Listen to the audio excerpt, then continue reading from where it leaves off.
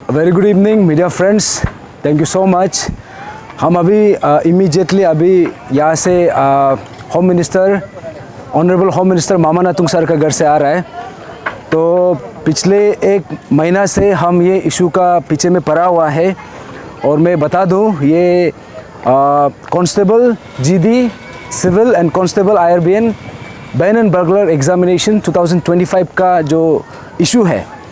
और मैं फिर से रिपीट कर दूं, इसी इशू में इसी एग्ज़ामिनेशन में जो 426 का जो पोस्ट है इसमें केवल और केवल सिर्फ 20 लोगों को सिलेक्ट किया गया है। तो इसका कारण, इसका जो रीज़न हमने कई बार पूछताछ किया है, कई बार यहाँ पे जानने का कोशिश किया है। तो लास्ट टाइम हम honourable home minister Mama Natung sir से हमारा मुलाकात हुआ था ऑन 1st ऑफ अगस्त को हमारा मुलाकात हुआ था और हम लोगों को एक्चुअली 12th ऑफ अगस्त के लिए समय दिया गया था। और हमको ये बोला था कि हमने जो भी रिप्रेजेंटेशन सबमिट किया था, जितना भी एस्पिरेंट्स है, जितना भी यहाँ पे कंसर्न स्टूडेंट्स है, सबका बिहाफ में हमने एक रिप्रेजेंटेशन सबमिट किया था कि यहाँ पे ऐसा ऐसा इशू आ रहा है, अभी इसको इमीडिएटली रिजॉल्व करना ज़रूरी है। तो ऑनरेबल सर ने ऑनरेबल होम मिनिस्टर सर ने मामानातुंग सर ने हम लोगों को एश्योरेंस दिया था कि आप लोगों का इशू कंफर्म रिजॉल्व होगा और इसको रिजॉल्व करने के लिए हमको थोड़ा सा समय चाहिए। उस समय में हम लोगों को ये बोला गया था। तो उसी बीच उसी के चलते हम लोगों को 12th ऑफ अगस्त के लिए हम लोगों के लिए एक मीटिंग का अपॉइंटमेंट शेड्यूल किया गया था। लेकिन ऑनरेबल होम मिनिस्टर का शेड्यूल टाइट होने के कारण उसको रीशेड्यूल कर दिया 16th of August, that means आज का डेट में। तो आज हम उससे मीटिंग किया है, जो पिछले बार का मीटिंग था उसका फॉलोअप मीटिंग था। और हम लोगों को ये बताया है कि जितना भी अग्रीड एस्पिरेंट्स है, इन लोगों के लिए जो वन टाइम एज रिलैक्सेशन का जो बात था उसको उन्होंने कैबिनेट में पास किया है, कैबिनेट में इसका चर्चा हुआ है। लेकिन हमने यहाँ पे जो अहम मुद्दा है, क्योंकि जो एज रिलैक्सेशन ये जो था ये कॉम्प्लीमेंट्री, ये सेकेंड वाला ये पॉइंट है। लेकिन जो प्राइमरी पॉइंट ये है जो 33% का जो कट ऑफ मार्क्स का जो रिलैक्सेशन है, इसीलिए हमने मांगा। जब हम पिछले बार होम मिनिस्टर सर से जब मिला था, हम लोगों को पता नहीं था कि ऐसा भी कोई रूल एग्जिस्ट करता है कि यहाँ पे मार्क्स रिलैक्सेशन किया जा सकता है। लेकिन उसको मिलने के बाद जब हमारा फॉलोअप मीटिंग हुआ, इनफैक्ट हम जब ये AR में एडमिनिस्ट्रेटिव रिफॉर्म्स डिपार्टमेंट से और दूसरा सोर्सेस से हमको पता चला है कि यहाँ पे ऐसा कोई रूल है।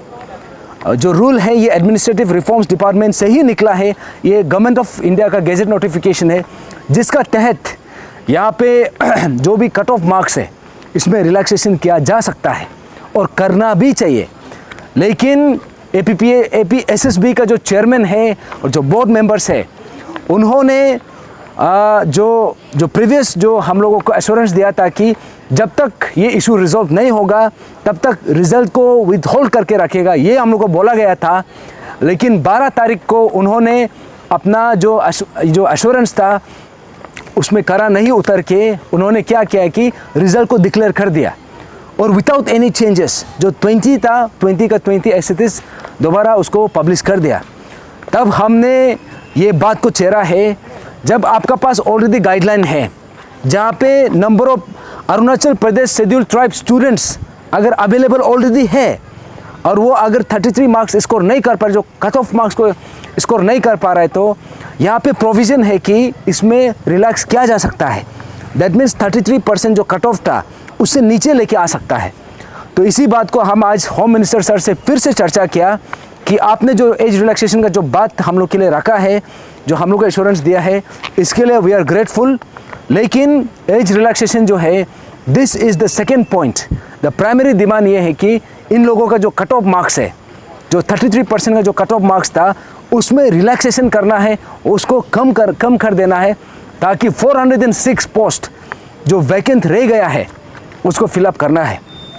तो आज हम ऑलमोस्ट 1.5 आवर का डिस्कशन हुआ, बहुत लंबा डिस्कशन था और हमारा बात को बहुत डिटेल से सुना है, हमारा बात को बहुत ध्यान से सुना है। और उसके बाद हम लोगों को फिर से और एक डेट हम लोगों के लिए एक अपॉइंटमेंट का एक डेट शेड्यूल किया है 21 को 21 अगस्त 2025 में। और आज हमने APSSB का कारनामा को भी हमने जिक्र किया था कि आपका गैजेट नोटिफिकेशन होने के बावजूद APSSB जो है दे हैव डिसाइडेड, वो लोग जानबूझ के इसको फॉलो नहीं किया है। तो इसी बात को हमने बोला है कि if the chairman is found guilty he must be immediately suspended.